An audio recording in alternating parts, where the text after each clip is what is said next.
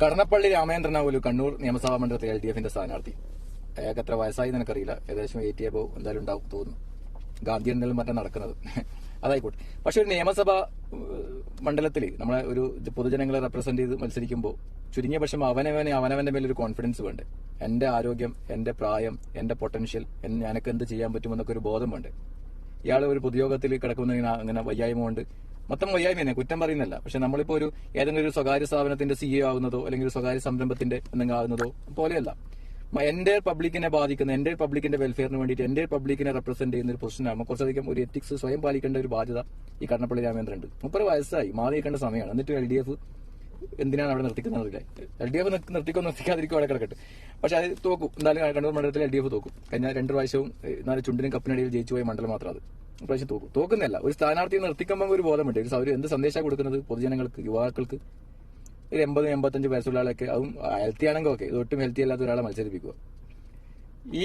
ഈ കടന്നപ്പള്ളി രാമചന്ദ്രൻ കഴിഞ്ഞ കുറച്ച് നാളുകളായിട്ട്, കഴിഞ്ഞ പല ടേമുകളിലും മൂപ്പരെന്ന് പറയുന്ന കണ്ണൂരിലെ നിയോജക മണ്ഡലത്തിൽ ഒട്ടും ആക്റ്റീവ് അല്ല. പിന്നെ ഒരു ഘടകകക്ഷി എന്നുള്ളൊരു ഇതിൽ മന്ത്രിസ്ഥാനം കിട്ടുകയും ചെയ്യുന്നുണ്ട്. ആ മന്ത്രിസ്ഥാനത്തിന്റെ തണലിൽ, ഷാഡോയിൽ തിന്ന് മുടിക്കുന്നത് കണ്ണൂർ ജില്ലയിലെ CPM ജില്ലാ നേതാക്കന്മാരും കുറേയധികം ഒരു നെക്സസുമാണ്. മകൻ എന്താ പറയുക, കമ്മീഷൻ അടിയും അങ്ങനെ കുറെ കളികളുണ്ട്. ഇതിൽ കുറെ പറയാനുണ്ട്, പക്ഷെ ഒരു വീഡിയോയിൽ പറയാൻ പറ്റുന്നില്ല അപ്പുറം. ഇയാൾ ആകെ കാണുക എപ്പോഴാണെന്ന് അറിയോ? എല്ലാ മണ്ഡലത്തിലെ ജനങ്ങൾ ആകെ കാണുന്നത് ഒരു പ്രാവശ്യം എന്ന് വെച്ചാൽ നബിദിനത്തിന്. എല്ലാ വർഷവും നബിദിന റാലി നടക്കുമ്പോൾ കണ്ണൂർ സിറ്റിയിൽ വരും. എന്നിട്ട് നാരങ്ങ വെള്ളം കൊടുക്കുന്ന ആളെ വന്നിട്ട് ഇങ്ങനെ ആക്കിയിട്ട് ഇങ്ങനെ സൈവോട്ട് അടിക്കുകയോ കൈവീശുകയൊക്കെ ചെയ്യും. അതാണ് ഇയാൾ ആകെയുള്ള മണ്ഡലത്തിലെ പ്രശ്നം. അയാൾ തന്നെ അവർ വീണ്ടും മത്സരിപ്പിക്കാൻ വേണ്ടി പോകുന്നത്. സത്യം പറഞ്ഞാൽ ഒരു ഫേക്ക് ഗാന്ധിയനാണ് ഉള്ളത്, പറയാലോ. ഒരു ഫേക്ക് ഗാന്ധിയനാണ് ഈ കടന്നപ്പള്ളി രാമചന്ദ്രൻ. ഞാൻ ഇയാളെ ഒരിക്കൽ വിളിച്ചിട്ടുണ്ടായിരിക്കാം ഇവിടെ ഒമാനിന്ന്. കണ്ണൂരിലൊരു കഞ്ചാവ് ഡ്രഗ്സ് കേസിൽ വ്യാപകമായ ഒരു വിഷയം ഉണ്ടായാലോ. ഒരു കണ്ണൂരിലൊരു കച്ചവടക്കാരനെ കുത്തിക്കൊന്ന് അയാൾക്ക് കുറ്റപത്രം മര്യാദയ്ക്ക് കൊടുക്കാത്തതിന്റെ പേരിൽ, സമയബന്ധിതമായി കുറ്റപത്രം കിട്ടാത്തതിന്റെ പേരിൽ അയാൾക്ക് ജാമ്യം കിട്ടിയ സാഹചര്യത്തിൽ ഞാൻ ഇയാളെ ഒരിക്കൽ വിളിച്ചു. രാത്രിയെ വിളിച്ച് ഇയാൾ ഞാൻ ഇന്ന് ഒമാനിനെ വിളിക്കുന്നതിന് ഇന്നൊരു കാര്യം പറയാൻ വേണ്ടിയിട്ടാണ്. ഇങ്ങനെയൊക്കെ പ്രശ്നങ്ങളൊക്കെ പറഞ്ഞു, ജില്ലയിലെ മയക്കുമരുന്നും മറ്റു പ്രത്യേകിച്ച് കണ്ണൂർ സിറ്റി ഭാഗത്തിലുണ്ടാകുന്ന വിഷയങ്ങൾ പറയുക. അങ്ങനെയുണ്ടാ? അതെപ്പോ എന്ന് വെച്ചാൽ ഒരു ചുക്കും ചുണ്ടാകുമ്പോൾ മണ്ഡലത്തെ കുറിച്ച് അറിയില്ല.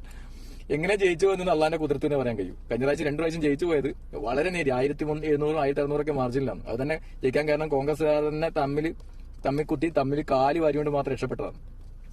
അതുകൊണ്ട് ഇപ്രാവശ്യം എന്തായാലും തോക്കും. അത് ഒന്നാമത്തെ കാര്യം. രണ്ടാമത്തെ കാര്യം, ഇങ്ങനെയുള്ള ഏജ്ഡ് ആയ, ഒട്ടും എന്താ പറയാ ഔട്ട്പുട്ട് ഇല്ലാത്ത, പെർഫോമൻസ് ചെയ്യാൻ പറ്റാത്ത ആളുകളൊക്കെ മത്സരിപ്പിക്കുന്നതെന്ന് വെച്ചാൽ നമ്മളെ സിസ്റ്റത്തിനോട് ചെയ്യുന്ന ഒരു എന്താ പറയാ കൊഞ്ഞനം കുത്തലാണ്.